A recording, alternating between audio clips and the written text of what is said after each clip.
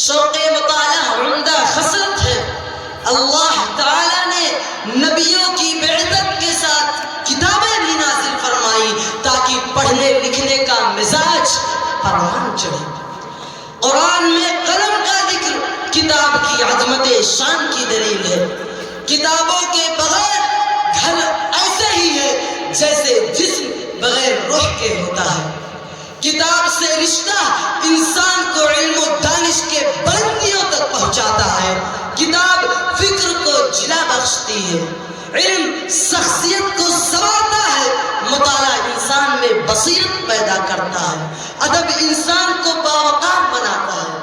کتابوں کے مطالعہ سے انسان کے اندر دلیل کے ساتھ بات کرنے کا ملکہ پیدا ہوتا ہے۔ اخلاق، متانت، سیر چشمی، غور و فکر، تعمق جیسے بے شمار صفات ہیں جو کتاب اور مطالعہ سے پیدا ہوتے ہیں۔ شاعر کہتا ہے سرور علم ہے کیفے شراب سے بہتر، سرور علم ہے کیفے شراب سے بہتر، کوئی رفیق نہیں ہے کتاب سے بہتر۔ حاضرین گرامی قدر، ایک زمانہ ایسا گزر گیا کہ لوگ کتابوں کے دیوانے ہوتے تھے، ان کے گرد و پیش میں کتابوں کا ذخیرہ ہوتا تھا۔ درہم و دینار سے زیادہ اہمیت ان کے نزدیک کتابوں کو حاصل تھی۔ سفر و حضر میں کتاب ان کی دوست ہوتی تھی۔ کتاب کی سطروں سے بات کرنا اور لفظوں سے سرگوشی کرنا، معانی میں ڈوبنا ابھرنا ان کا معمول تھا۔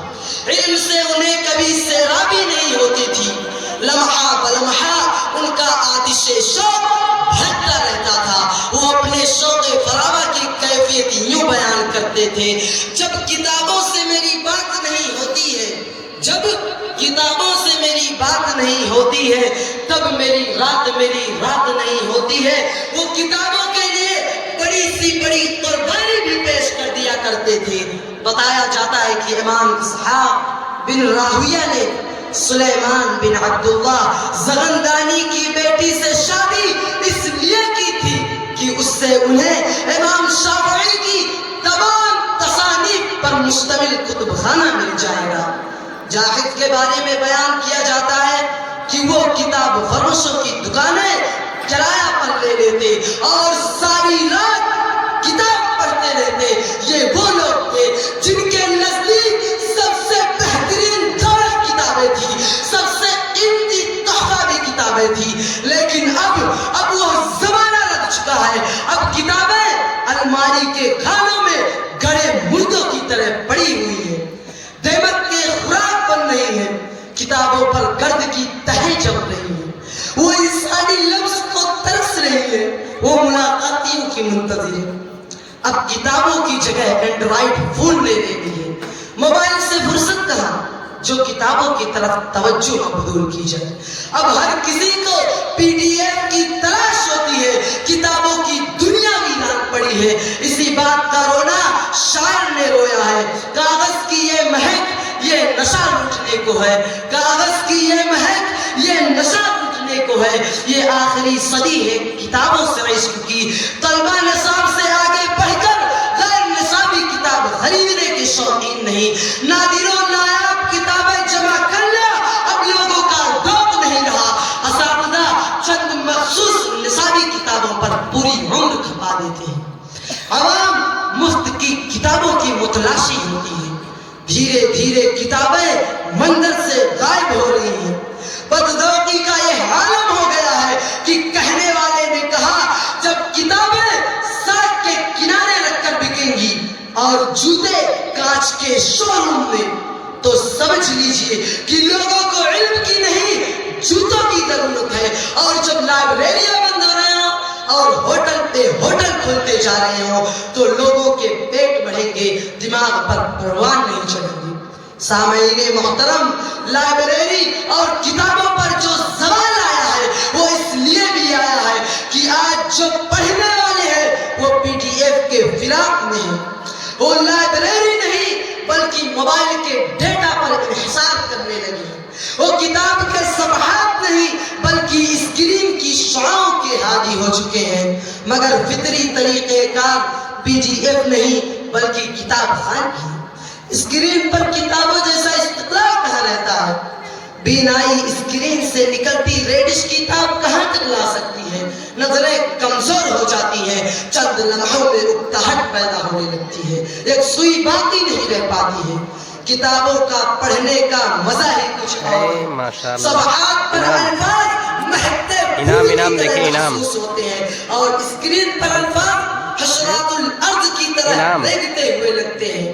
اس لیے پی ڈی ایف کے لیے کتابوں سے بے وفائی انتہا درجے کی بے شعوری ہے۔ ہمیں لائبریری اور کتابوں سے تعلق خاطر باقی رکھتے ہوئے جینا ہوگا۔ پی ڈی ایف جدید ایجادات و اختراعات کا حصہ ہے۔ ایجاد و اختراعات کا سلسلہ جاری رہے گا، کل پی ڈی ایف کا بھی کوئی متبادل آ جائے گا، لیکن کتاب کا وجود اپنی کشش اور جاذبیت کے ساتھ زندہ رہے گا۔ حاضرین کرامی قدر، کتابوں کے وجود کو باقی رکھنے کا طریقہ یہ ہے کہ آپ اس کی افادیت سے عوام اور ارباب شوق کو آگاہ کریں، لوگوں کو پورے زور و قوت سے بتائیں کہ کتابیں ہمارے بزرگوں کی یادگار ہیں، یہ ہمارے علمی کلچر کا حصہ ہے، علم کے ان خزانوں کو ضائع ہونے سے بچائیں۔ کتاب خریدے، اپنے گھروں میں اس کی روشنی کو پہنچائیں۔ پی ڈی ایف رکھے ضرور، لیکن کتابوں سے آنکھیں چار کرنا نہ بھولیں۔ ایک غلط بٹن دبانے کے سبب پی ڈی ایف پتہ نہیں کہاں کھو جائے گی، لیکن الماری کے شیشے کے پیچھے رکھی ہوئی وہ بادشاہ کتاب آپ کو آواز دے گی اور زبان حال سے کہے گی، اب تک دل خوش فہم کو تجھ سے ہے امید، اب تک دل خوش فہم کو تجھ سے ہے امید، یہ آخری شمعیں بھی بجھانے کے لیے آ۔ انہی چند باتوں پر میں اپنی تقریر کو ختم کرتا ہوں اور آخر میں دعا ہے کہ اللہ رب العالمین ہمارے دلوں کے اندر کتابوں کی محبت پیدا کر اور ہمیں زیادہ سے زیادہ کتاب پڑھنے اور اس پر عمل کرنے کی توفیق دے، آمین۔ وآخر دعوانا ان الحمد للہ رب العالمین وما علینا الا البلاغ والسلام علیکم ورحمۃ اللہ وبرکاتہ۔ ماشاءاللہ ماشاءاللہ ماشاءاللہ، کیا بات ہے! یہ نمونہ کی یہ تقریر آپ نے سماعت فرمائی، کس خوبصورتی کے ساتھ عزیز مکرم نے اپنا بہترین انداز بیان کے ساتھ ہمارے سامعین کا دل جیت لیا، اور اتنا انعام سے ہمارے سامعین نے بھی دل کھولا، جیب اپنا ہلکا کیا کہ میری مٹھی بھر گئی، وہ آئیں اور اپنا انعام لے لیں۔ میں معہد عثمان بن عفان لتحفیظ القرآن الکریم کے تمام طلباء کے لیے یہ شعر پڑھنا چاہوں گا۔